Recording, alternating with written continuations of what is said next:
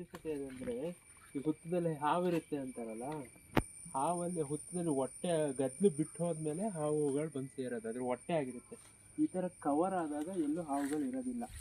ಈ ಥರ ಕವರ್ ಆದಾಗ ಹಾವು ಎಲ್ಲೂ ಒಳಗೆ ಹೋಗೋದಕ್ಕೆ ಚಾನ್ಸಸ್ ಇರೋದಿಲ್ಲ. ಇಲ್ಲಿ ಗೆದ್ಲುಗಳು ಮಾತ್ರ ಇರುತ್ತೆ. ಗೆದ್ಲುಗಳು 30 ಅಡಿ ಒಳಗೆ ಹೋಗಿ ಅಲ್ಲಿರೋ ಸಂತು, ಕ್ರೋಮಿಯಮ್ಮು, ಆ ಥರ ನಮ್ಮ ಮನುಷ್ಯನ ಬಾಡಿಗಳಿಗೆ ಬೇಕಾಗಿರುವಂಥದ್ದು ಮತ್ತು ಸಸ್ಯಗಳ ಬೆಳವಣಿಗೆಗೆ ಬೇಕಾಗಿರೋಂಥದ್ದು ಎಲ್ಲದನ್ನು 30 ಅಡಿ ಆಳಕ್ಕೆ ಹೋಗಿ ಅಲ್ಲಿಂದ ತೊಗೊಬರ್ತವೆ. ಮತ್ತು ಗೆದ್ಲುಗಳು ಇಲ್ಲಿ ಸುತ್ತಮುತ್ತ ಬಿದ್ದಿರೋ ಈ ಒಣ ಕಸ ಮತ್ತು ಮರಗಳನ್ನ ಮಾತ್ರ ತಿಂತವೆ. ಹಸಿ ಮರಗಳನ್ನ ಯಾವುದೂ ತಿನ್ನೋದಿಲ್ಲ.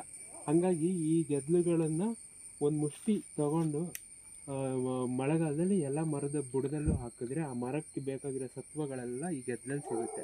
ಮತ್ತು ಇದನ್ನು ತಗೊಂಡೋಗಿ ಹಸು ಮತ್ತು ಕುರಿಗಳಿಗೆ ಒಂದು 30 ಲೀಟ್ರ್ ನೀರಲ್ಲಿ